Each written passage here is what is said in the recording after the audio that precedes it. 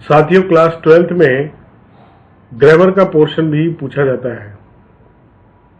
इसी के अंतर्गत आज हम सिंपल एंड कॉम्प्लेक्स सेंटेंस के बारे में स्टडी करेंगे। इसमें हम तीनों प्रकार के जो सेंटेंस है, सिंपल, कंपाउंड और कॉम्प्लेक्स, इन तीनों को बड़े ध्यान से देखेंगे। आपको यहाँ पर बहुत सरलतम तरीके से परीक्षा के हिसाब से बताया जा रहा है, तो आप हमारे चैनल नॉलेज वन डायरी पर बने रहेंगे। तो चलिए आगे बढ़ते हैं। सिंपल सेंटेंस तथा कॉम्प्लेक्स सेंटेंस में क्या अंतर होता है, यह यहां पर बताने का प्रयास हमने किया है। I gave him a book, she was playing football, they will help us.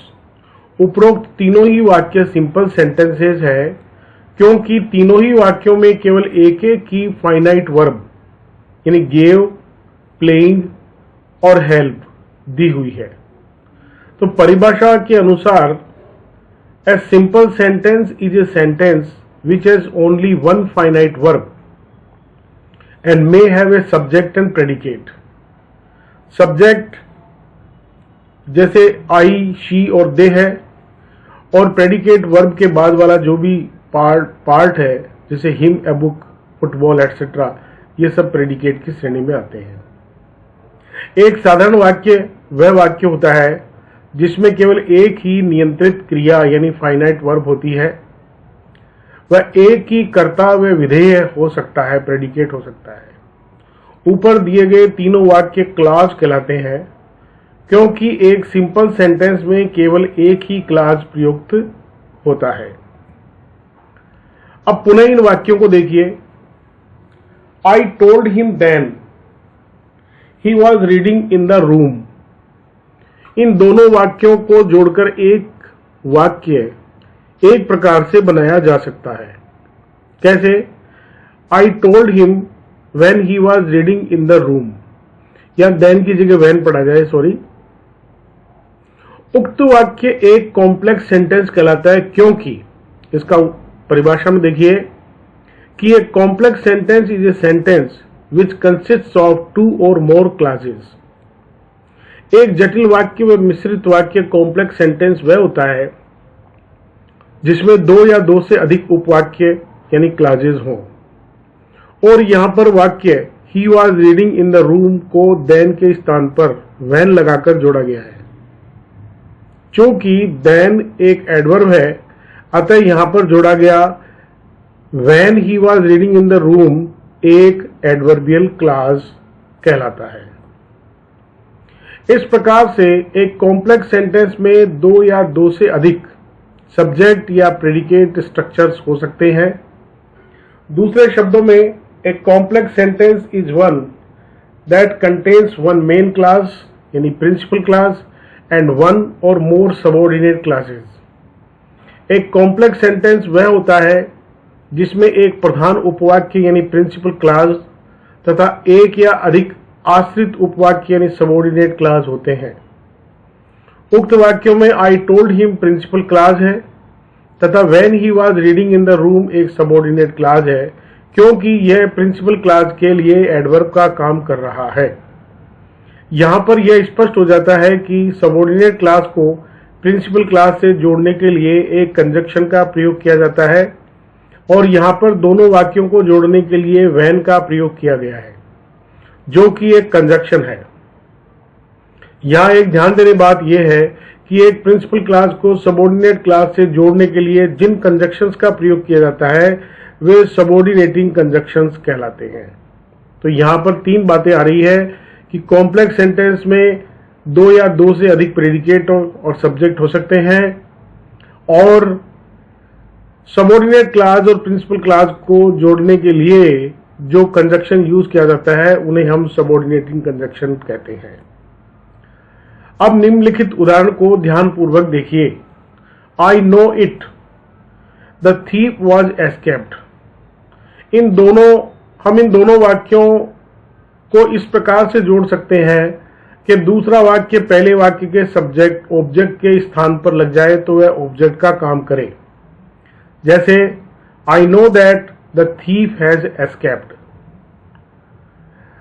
Class that the thief has escaped principal clause I know के लिए डायरेक्ट ऑब्जेक्ट का काम कर रहा है और इस प्रकार से यह एक सबऑर्डिनेट क्लास है। एक कॉम्प्लेक्स सेंटेंस में क्लाजेस की संख्या का पता लगाना अत्यंत ही आसान है।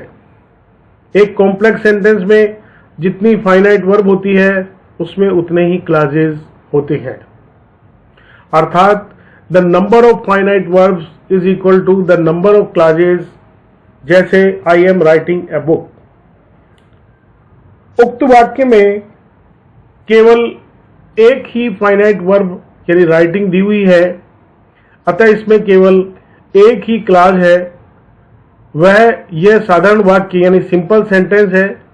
लेकिन this is the boy who stole my pen, इन वाक्यों में दो फाइनाइट वर्ब यानी इज व स्टोल दी हुई है, अतः इस वाक्य में दो क्लाजेस हैं, दिस इज द बॉय और दूसरा है who stole my pen. Who stole my pen subordinate clause है, ही हु टू सबऑर्डिनेट कंजक्शंस है।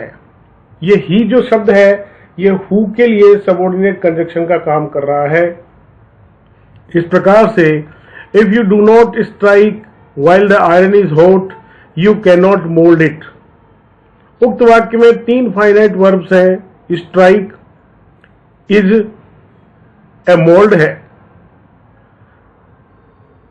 अतः उक्त वाक्य में तीन क्लाजेज हैं। पहला क्लाज हो गया if you do not strike, एक वर्ब हो गई finite verb, while the iron is hot, is हो गई, you cannot mould it, mould हो गई, तथा इफ व वाइल दो सबऑर्डिनेट कंजक्शंस है। एक कॉम्प्लेक्स सेंटेंस में प्रिंसिपल क्लास व सबऑर्डिनेट क्लास को पहचानना अत्यंत ही आसान है। शॉर्टकट के रूप में हम देख सकते हैं कि सबऑर्डिनेट क्लास के पूर्व किसी न किसी सबऑर्डिनेटिंग कंजक्शन का प्रयोग अवश्य ही होता है, जबकि एक प्रिंसिपल क्लास के पूर्व किसी भी कंजक्शन का प्रयोग नहीं होता है। जैसे she feels that we should buy a car। उक्त वाक्य में that का प्रयोग we should buy a car से के पूर्व हुआ है, अतः यह एक सबऑर्डिनेट क्लास है, तथा she feels के पूर्व भी कंजक्शन का प्रयोग नहीं हुआ है, अतः यह एक प्रिंसिपल क्लास है। इसके कुछ और उदाहरण हम आगे देख रहे हैं। पहली एक्सरसाइज देखिए, identify the main class, the subordinate clause and the conjunction in each of the following sentences। निम्नलिखित वाक्यों में प्रधान उपवाक्य, सहायक उपवाक्य व संयोजक को पहचानिए। इसका उत्तर भी हमने दिया है। It depends on what you want। You can you tell me when he left and where he has gone? I am proud that you have won। Do whatever you like। If you want to talk to me, please call me when between 5 and 6। अब देखिए इसको भागों में बांटा हमने नीचे आपकी help के लिए। पहला सेंटेंस है प्रिंसिपल क्लास हो गया इट डिपेंड्स ऑन, सबऑर्डिनेट हो गया यू वांट और कंजक्शन हो गया वांट, व्हाट। दूसरे में देखिए can you tell me, principal clause हो गया, सबऑर्डिनेट क्लास में हो गया ही लेफ्ट एंड, दूसरा हो गया लाइक। इसको कंजक्शंस हो गए व्हेन और वेयर, दो वाक्य हो गए। तीसरे में देखिए I am proud, subordinate clause हो गया हैज गॉन और कंजक्शन हो गया दैट। चौथे में देखिए डू प्रिंसिपल क्लास है, यू लाइक सबऑर्डिनेट क्लास है और कंजक्शन हो गया व्हाट एवर। पांचवें में देखिए please call me between 5 and 6, principal clause हो गया, सबऑर्डिनेट क्लास हो गया you want to talk to me और कंजक्शन हो गया इफ। इस तरीके से हमने यहां पर मेन क्लास, सबऑर्डिनेट क्लास और कंजक्शंस को समझने का प्रयास किया है एक छोटी सी एक्सरसाइज के माध्यम से। चलिए आगे बढ़ते हैं।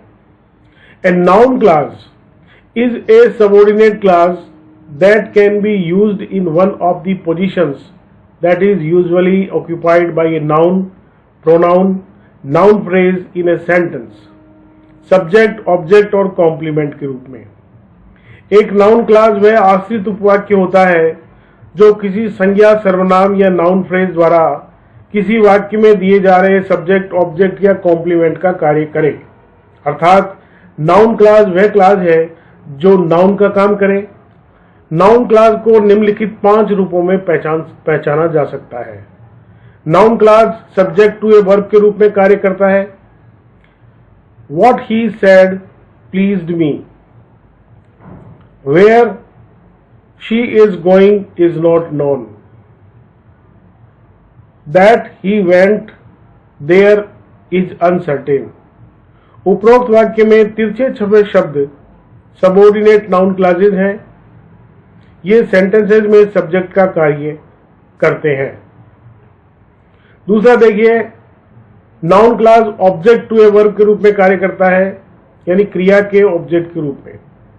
ही told me that he was going to Kolkata.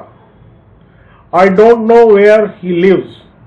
उपरोक्त वाक्य में तिरछे छपे हुए शब्द अपने अपने सेंटेंस में ऑब्जेक्ट का कार्य कर रहे हैं, अतः ये सबऑर्डिनेट नाउन क्लास हैं। ये प्राय प्रिंसिपल क्लास के बाद आते हैं। तीसरा है ऑब्जेक्ट टू ए प्रपोजिशन, यानी प्रपोजिशन के कर्म के रूप में। जैसे ध्यान से देखिए, listen to what your teacher says, it all depends on how she does.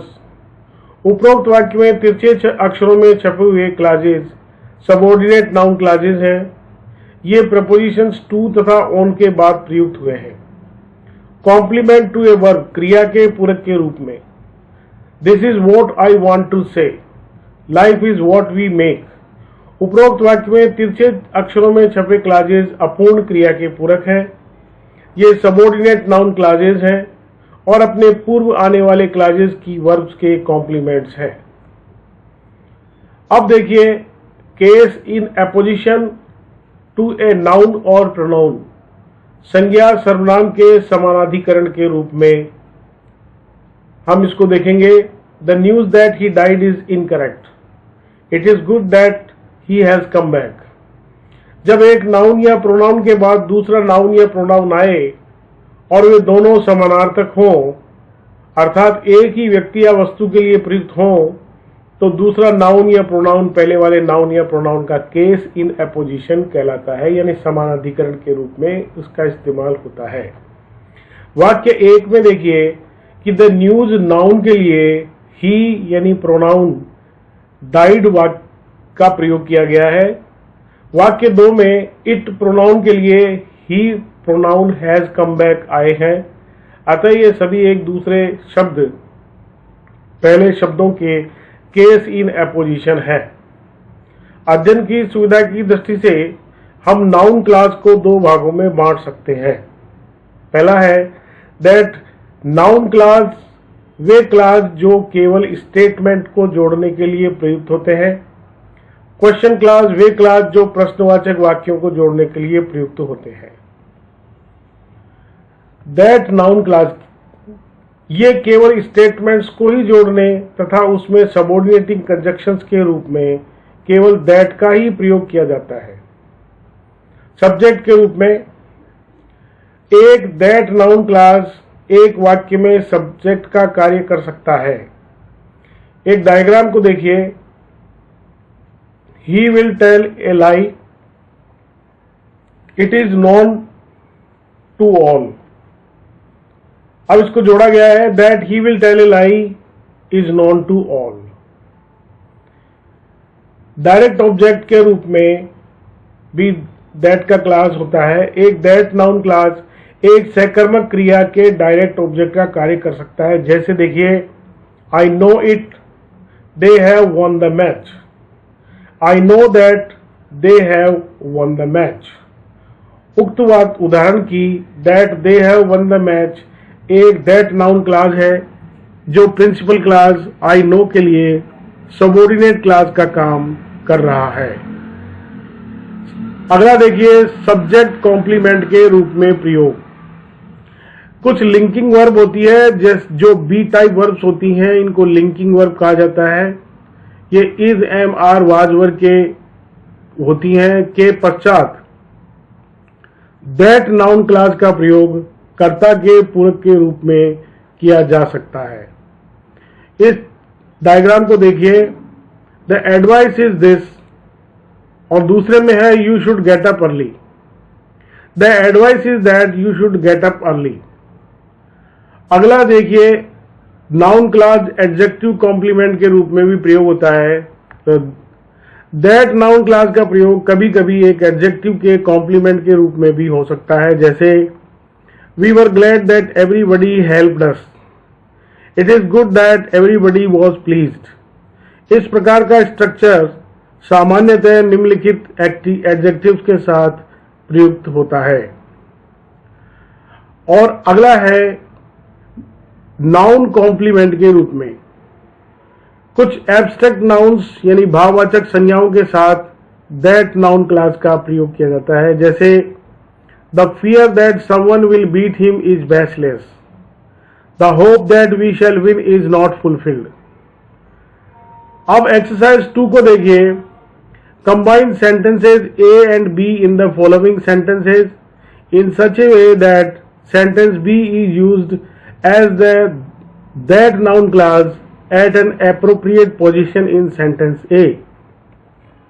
निम्नलिखित वाक्यों के युग्मों में A व B को इस प्रकार से संयोजित करो कि वाक्य B वाक्य A के that नाउन क्लास के रूप में उचित स्थिति में प्रयुक्त हो जाए।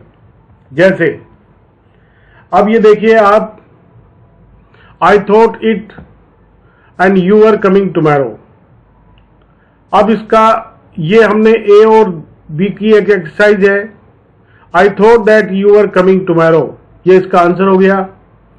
पहला देखिए, इट हैज डिस्टर्ब्ड अस, और बी है she has failed in the exam.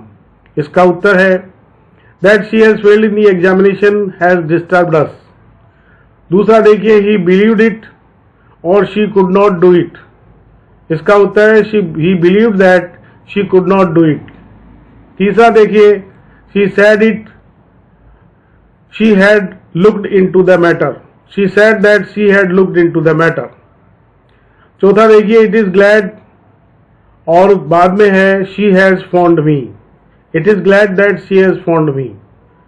Fifth देखिए, I told her something they had gone yesterday, I told her that they had gone yesterday। Sixth है, it was said we had to do that, it was said that we had to do that। Seven देखिए, it is a fact the earth is round, it is a fact that the earth is round। Noun class derived from questions। प्रश्नवाचक वाक्यों से बनने वाले noun classes को भी दो भागों में बांटा जा सकता है, जैसे WH क्लास और यस नो क्वेश्चन क्लासेस। सबसे पहले हम देखेंगे WH क्लास। WH क्लास वे नाउन क्लासेस जिनको WH क्वेश्चन वर्ड वाले प्रश्नवाचक वाक्यों से जोड़कर बनाया जाता है, जैसे वेयर आर यू गोइंग। यह एक प्रश्न WH क्वेश्चन वर्ड से बनने वाला प्रश्नवाचक वाक्य है। यदि इसका प्रयोग एक सबऑर्डिनेट क्लास के रूप में किया जाए तो यह इस प्रकार से होगा, I don't know where you are going.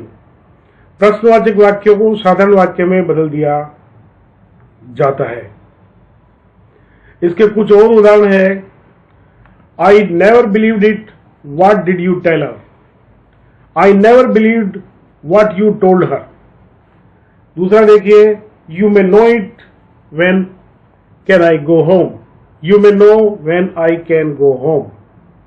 तीसरा देखिए, I don't know it who is she. उत्तर है I don't know who she is. अब देखिए, यस नो क्वेश्चन क्लासेस क्या होते हैं। देखिए, are you coming with me, can I leave office now, can you remember it.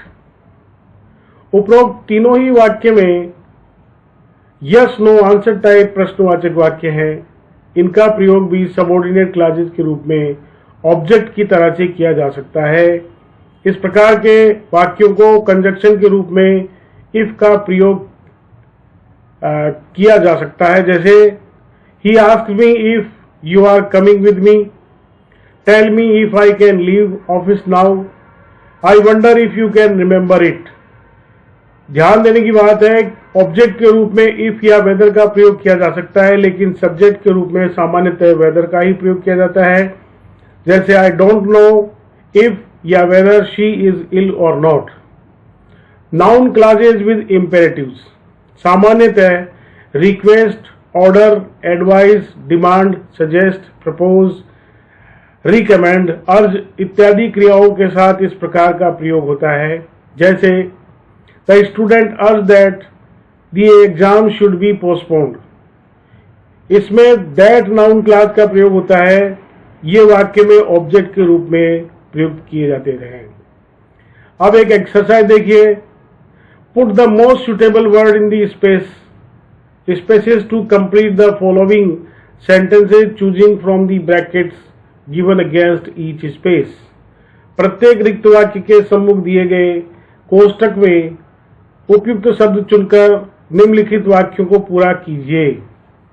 She is sure that where which में से एक चुनना है। He will make a mistake, उत्तर है she is sure that he will make a mistake. दूसरा है do you want to know where, how और वाई में से एक चुनना है। The train comes late, do you know why the train comes late. तीसरा है do you know what if which he has passed the examination, do you know if he has passed the exam. और चौथा है do you know, पांचवा fourth है do you know where which that he has passed the exam, do you know that he has passed the exam. फिर देखिए what that which में से एक चुनना है। He told a lie was his fault, that he told a lie was his fault. Six देखिए what that where में से एक सेलेक्ट करना है। He will come with us is not sure, उत्तर है that he will come with us is not sure. सातवें में देखिए टेल मी, इन तीन में से एक चुनना है। वेयर, दैट और विच में से you have seen my purse. He tell me where have you seen my purse, उत्तर है इसका। आठवां है ask her where which if में से एक चुनिए। शी इज रेडी, उत्तर है ask her if she is ready. Ninth देखिए I would like to know what, where और इफ में से एक सेलेक्ट करिए। He was at home yesterday, I would like to know if he was at home yesterday। 10th देखिए ask the bus conductor where, what if it is time for the bus to start, और उत्तर है ask the bus conductor if it is time for the bus to start. 11 देखिए I am sure where, that, what the train is going to depart, I am sure that the train is going to depart, उत्तर है। तो साथियों ये था हमारा, इसका कुछ पार्ट हम और देखेंगे। Thanks for your time, keep watching the knowledge one diary. इसका कुछ पार्ट जो एक्सरसाइज वाला है उसको हम अगले वीडियो में करने वाले हैं। आप हमारे चैनल पर लगातार बने रहें। Thank you very much.